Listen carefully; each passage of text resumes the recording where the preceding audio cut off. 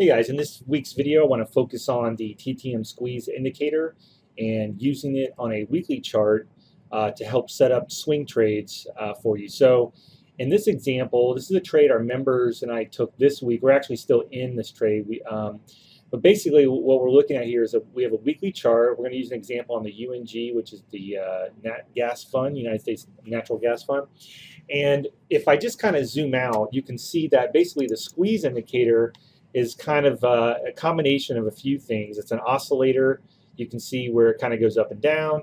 You see these little green and red dots.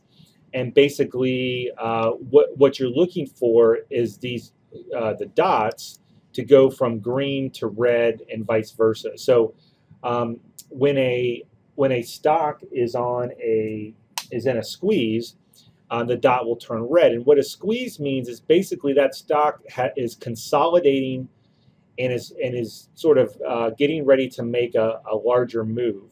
So when you can find stocks or ETFs in a squeeze on a weekly chart, and that squeeze, the term is fires off, when the squeeze fires off or when the squeeze goes from red back to green, then you can kind of jump on that trend and try to ride that stock higher or lower depending on the direction. So let's just kind of zoom out of UNG here. And again, I'm on a weekly chart, and you can see we have a couple of things here that initially, this is back in May of last year, UNG had kind of been kind of bottomed out here, rallied back up, and then we were in a squeeze. And so initially the momentum oscillator is kind of moving higher, so you think, oh, maybe this thing's going to fire long. And essentially this thing turns around and starts to lose momentum. You can see the momentum kind of shifting here back from light blue to dark blue, and eventually this thing fires short. So this thing fires short on this weekly candle. This is the week of August 23rd. You do get a little bit of a retracement of a few weeks, and then this thing just goes from, you know, basically the low 50s, we'll call it 53, all the way down to 43. I mean, this is a huge move. That is like that's like a 20% decline on that stock. So when you can find on a weekly chart, when that squeeze finally fires off, it's pretty clear that this thing had been kind of shifting down, taking out support. This thing fired short, and then you got the first little pullback you could get, then you jump on that short trade. So fast forward to 2012, and just a couple weeks ago, UNG, well, let me zoom out a little bit. UNG had kind of had this pretty big downtrend. There was another squeeze here. You can see fired short on the week of August 15th, and this thing just kind of kept going. I mean, could you imagine jumping on that trend at 38 and riding this all the way down to 14? Not to say that's an easy thing to do, but still, you can see the power of the weekly squeeze is something you really want to track for longer term swing trades, and longer term by meaning a couple weeks to a couple months. So now that UNG is sort of bottomed here and the oscillator is kind of moving back up, you can see that we didn't get to a squeeze. We did have a one dot squeeze 3 weeks ago, and this thing did fire long. So then it fired long, and we were kind of waiting for a pullback, and we started to take out these highs. So we essentially took a trade in here around the 2250 area. We'll go to a daily chart in a minute. Rode that up. We had that huge surge last week. We took half our profits off. We made a 63% gain. We actually took that trade on the 8th, which I think was Monday or Tuesday this week. And we're looking to sort of break out because we think the squeeze can push us a few more bars here. And so basically, once this thing the squeeze fires off, you look for some sort of pullback, and we use the daily chart more for our entries, but just want to kind of note the squeeze here. So let's go ahead and switch to a daily chart, and let me show you a little bit more. Well, let's identify when that was. So this squeeze fired off the week of the 24th, and remember, we had to wait till the end of the week before that technically fired off. So the end of the 24th is probably like the 29th. So let's go to a daily chart. So on the 29th, this thing essentially, this was probably the close of the week. Maybe that was the first. So we pulled back, and we essentially entered this on the 8th, which was basically right around the 2150. I said 2254. It was 2150.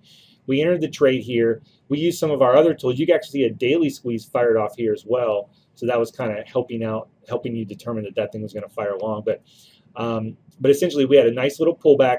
We had this move, and we were looking for like a 382, possibly a gap fill. We never quite got the gap fill. You can see that 2150 kept kind of holding a support here on this candle, this candle, this candle. So when we came back into 2150, we took our long trade. We broke out. We took half our profits here yesterday around the 23 and change area. This was a 63% gain in like 3 days or so. And so now what we're looking for, now that we bring our Fibonacci in for targets, we would actually look to add to this trade if we get back to this 2276 area, and we are looking for a move to $24. If I kind of bring this in a little bit, you can see that the 27 extension of this move puts us at around 23.81. We'd be taking more profits there and possibly get to $25. So if we also kind of zoom out a little bit, you can see we are going to have a little bit of resistance at this previous pivot, which is around the $24 mark. That also lines up with our 27 extension. If we can break above that, you can see the 618, 2514 lines up pretty well with this previous support, eventually this gap fill. So those are our targets on UNG right now. If you're not in UNG, again, you can add to this trade around the 2276. Looks like we're getting a little bit of a pause from this last surge. That is normal. If this 20, let's call it 20, if 23 holds over the next couple days, you can look at adding there, small position, and maybe you add back in down here. So that's kind of how we took the UNG trade. Let's go ahead and switch back to a weekly chart here, because I do want to keep focusing on the weekly squeeze as part of this trading strategy.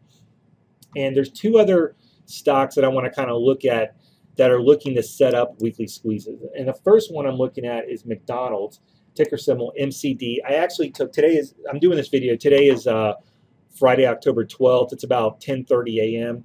I did start a small position in McDonald's today, and I went with the November 92.5 calls. We're trading basically the first one in the money on this one.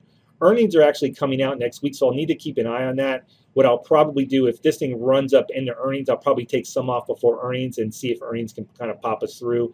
Anytime you hold things through earnings, you're basically taking a risk there. But essentially, McDonald's, you can see back a few months ago, McDonald's was in a short squeeze where the momentum was moving lower, and this thing eventually fired short. But part of the trick of really making money here is getting in before the squeeze fires off, and that's exactly what I did today. But I am kind of taking a starter position. So you can see here, McDonald's was kind of trading sideways for a few weeks in that range of 99 to 95. This thing was moving lower, eventually fired short. And so, if you had gotten in when this thing was, crossing zero, moving lower, let's say you got in even at the bottom of this at 95, you could have rode this thing down to 80, the low 80s, or excuse me, the mid 80s, the 86 area. So then as McDonald's starts to kind of put in a double bottom here around 86, the momentum is now moving higher. A little bit of a bullish divergence here with the momentum oscillator, but now we're in a squeeze and this thing is moving higher. So just like this trade of moving lower, you're kind of got this sideways action, jumping on the long side and looking for a move up may take us back to the 95 area. So, maybe even higher to 99. So I took a November position. If I zoom into the daily chart, you can see that the daily chart, let me bring the fibs in here. Daily chart, we have this move that we've had over the past, week or so.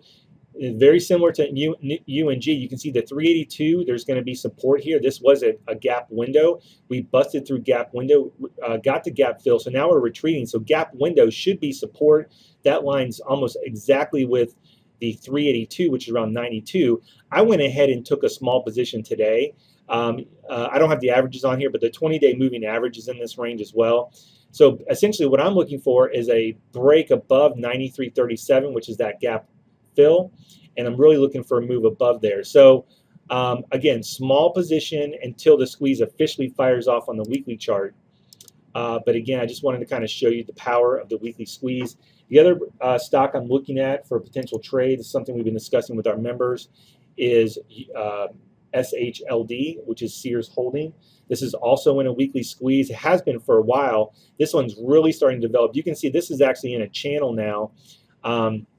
We identified this about a week ago. Did not take a trade on this just because the market seems kind of weak here. I really would like to see the market look like it's moving higher. Right now, the market itself is at support. So anyway, this looks like it wants to fire along.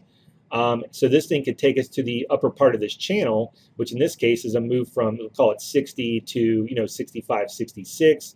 I'm looking for a little bit of a pullback on the daily chart before I actually enter this. But again, just wanted to give you another potential play for a move higher. And this may set up actually well. Sears, kind of a retail stock. This may actually kind of fall into the Christmas rally scenario. So I would, I'm not in this one yet, but I am looking to get in that. That's something we'll be watching with our members. So hopefully that helps. Hopefully you understand a little bit about what to look for with the squeeze indicator and the power of the weekly squeeze. You guys have a great weekend, and we'll talk to you next week.